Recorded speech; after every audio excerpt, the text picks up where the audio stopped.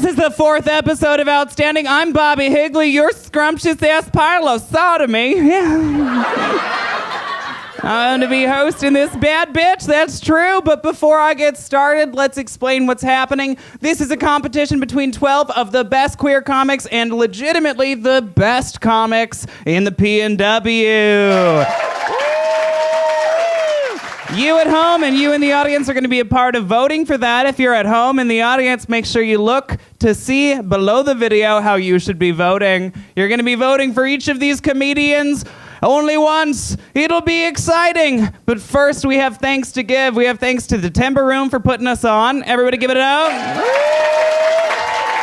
Yeah, the home of queer shit in Seattle. Let's give it up to AHF for our prize sponsorship. And lastly, let's give it up to Queer Space Magazine for putting this on. Yes! Okay, y'all are so great. Before I introduce the first comedian, you should get to know me. I'm Bobby. Nice to meet you. Yep, I'm non-binary. The easiest way that I can explain this is like my preferred pronouns. So here they are. She, her, he, him, and daddy. And that last one came way late, but I'm really into it. No, it's interesting. And, I've just gotten far enough along that, I just feel like I have something to give back. So I'm writing this TV show. It's a pilot for this TV show. It's called Trans Eye for the Trans Guy. Yeah. Episode 1 is just me going, I have no idea!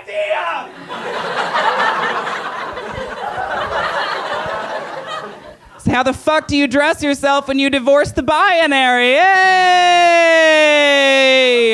That's fine. I feel like I actually leveled up as like a person in this situation recently. And by recently, I mean 2 days ago, I learned how to correctly draw a heart.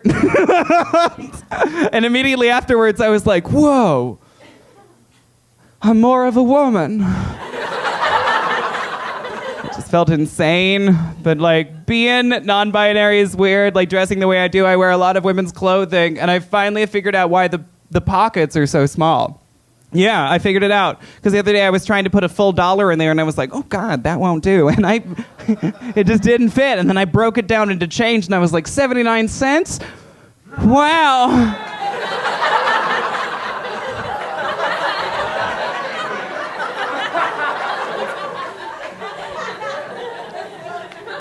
It slid in easier than me. I don't even need to finish the jokes. You think I'm that big of a slut? God damn it! God, I'm a big fan of you guys. Y'all are amazing, but this competition is not about me. This competition is about these amazing competitors, so I have the privilege to bring up your first one. Everybody give it up for Corina Lucas.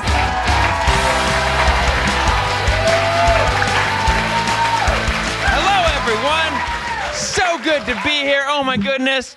I'm a trans woman, and when that makes people uncomfortable, they lean on words like man a lot, right? I was talking to someone the other day, and they were like, hey man, how's it going, dude? Good to see you, bro. And I was like, hey, grandma. Good to see you too. Hope everything's going well. I actually just visited my family recently. I flew there, which is kind of tricky for trans women. I don't know if you know. 4 out of 4 times I've flown since transition, the TSA has pulled me aside to pat my dick down. They've never charged me, which is pretty chill of them, but still, I'm a little upset. I don't know what to do. I think next time they pat me down and they reach my dick, I'm just gonna moan, Just a little bit, right?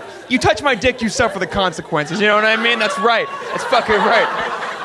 And visiting home was fun. It was a little tricky. My dad and I have a weird relationship. He was always trying to get me to not be gay and shit. And I think he knew that I was a gay person because I watched gay porn on his office computer. I think he figured it out. I was smart about it. I deleted the history and all that shit. But the next day, he walks up to me and he's like, hey, kiddo, just so you know, the main office gets a live feed of all the websites that I visit. Yeah, so I locked eyes with him and I was like, oh, that's interesting. And just stared him down. And then he walked away and we never talked about it again. It was the weirdest thing. Yeah, I didn't come out of the closet. I just left the door open, right? I let him figure it out. And the fucked up thing is, My older brother got caught watching straight porn, and he got grounded for a year. Fucking harsh, right? And then I get caught watching gay porn, and they're like, yeah, we're not touching that shit. Have fun with that. Good luck there. Yeah. I was trying to send my boyfriend some nudes the other day. The problem is, I lost a phone of mine recently, and I lost all of my nudes with it. So instead of taking some new nudes, I started texting former hookups of mine to ask them to send me my nudes back to me. Have you ever asked for your own dick pic? It's fucking embarrassing, right? And one of these dudes responded by saying, oh, I deleted them. You deleted them? Would you throw away the Mona Lisa? You fucking peasant, goddammit. So I responded by sending him a new dick pic. This one fucking solid, right? And he responded to my dick pic by saying, oh, I thought you had gotten rid of that. Which is so fucked up, right? Because you can't get rid of herpes. What do you want from me, all right? Not a fucking miracle worker, goddammit. I don't know. I love my boyfriend very much, and I am very concerned that I'm gonna fuck it up all the time. I am terrible at relationships. Holy shit, my track record is terrible. I have had open Firefox tabs that have lasted longer than any relationship I've ever been in. That's fucked up, right? That's bad. I think the secret to a long relationship is just lying a bunch, though, right? Like, I just lie to my boyfriend all the time, but just about little things, right? Like, I'll tell him I have 6 siblings, when in reality, I have chlamydia. Right? It's a fun lie. Keeps everything fresh. I'm here from Portland, though, which is cool. I like Portland. It's kind of an interesting city because it's a city where being gay and being Christian have been reversed. You know what I mean? Like, I had a friend tell me they were Christian the other day, and I was like, hey, man, whatever you do on your own time, all right? Fucking no judgments here.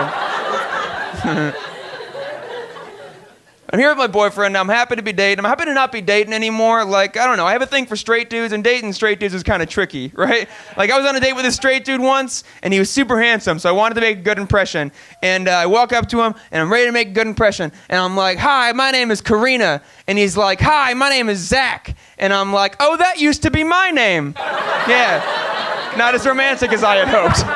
What are you going to do? Yeah. We're here from Portland, though, which is kind of, it tries to be like a progressive city, you know what I mean? And I'm a bisexual trans woman, and my boyfriend and I are in an open relationship. And you know what that means? I'm the fucking queen of Portland. That's right. That's what that means. Holy shit. People, yes, oh my God. People bowing to me. It's fucking crazy. Every Sunday, brunch with Fred Armisen. You better believe it. Holy shit. I pass people on the streets, and they take their glasses off, and they rub them to make sure they're seeing clearly, and then they put them back on, and they're like, holy shit, Elijah Wood is transitioning. I had no idea. Good for him. Hey, have a great night, everyone. Thank you.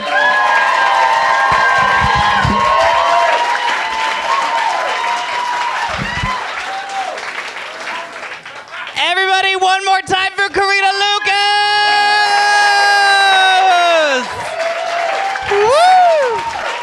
All right, and keep that enthusiasm going for the next competitor. Everybody give it up for Mitch Mitchell!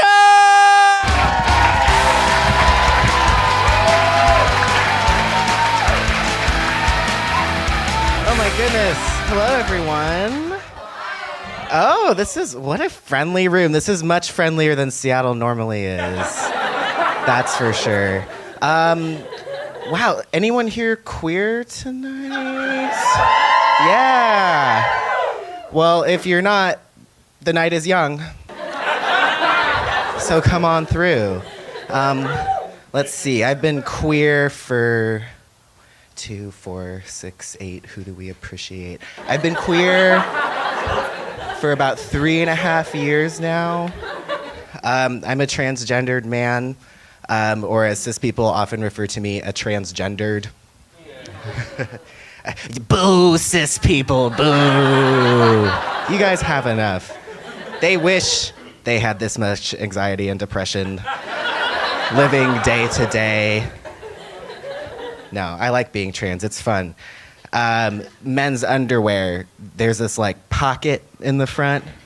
And when I was first transitioning, I wasn't really sure what that pocket was for, but then I figured out it's for snacks. For the workplace.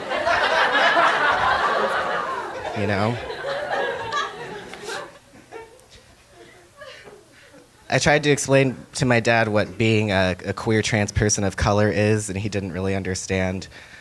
So I just told him to hire me for his company, and all the diversity hires will be set. Like, we're done. Dating while trans is interesting, that's for sure. I'm single. Anyone else single? Wow, okay, good. Well, good for you. I hope you're happy. The last thing I fucking tapped was my Orca card. But that's fine. You can find me after the show. Boop. Do you ever do that? Do you ever just put it in your back pocket and you're like, boop? Good. That's how you do it. That's how you know you're gay. I'm on this app. It's called Grindr. I'm on another one. It's called Scruff. And then I think I'm going to invent one just called, like, Ugh. For, like, the butchiest butch gay men. This is my passing butch outfit, by the way. Being trans on Grindr, it can be a little bizarre, you know. Most of all, people are pretty cool, but every now and then I get a message that's like, well, in my opinion, you know, you're not really a man, you shouldn't be on here. And I just say opinions are like assholes, and I'm gonna destroy yours.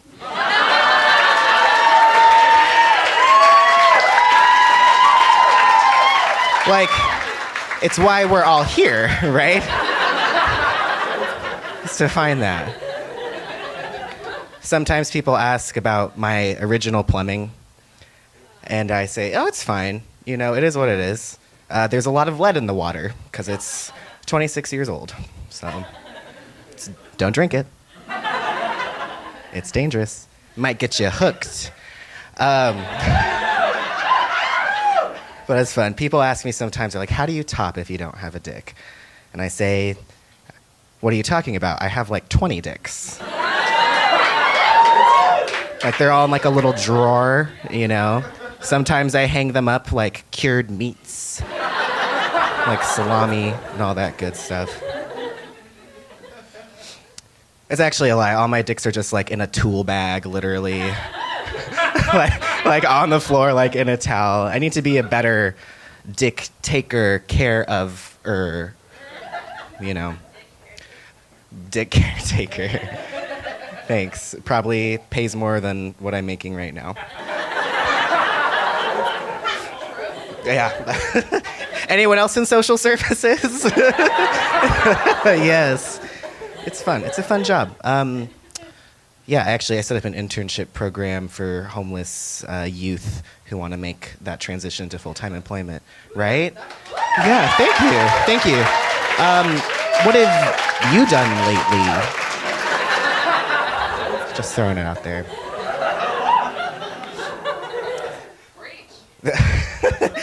I do want to end on some good news. Scientists in Spain, they did a little research thing, and they found that the contraception pill prevented over 200,000 cases of uterine cancer last year. It's pretty fantastic, right? It's a really fucked up thing to call a baby. But if it works, it works. All right, thanks so much. I'm Mitch Mitchell.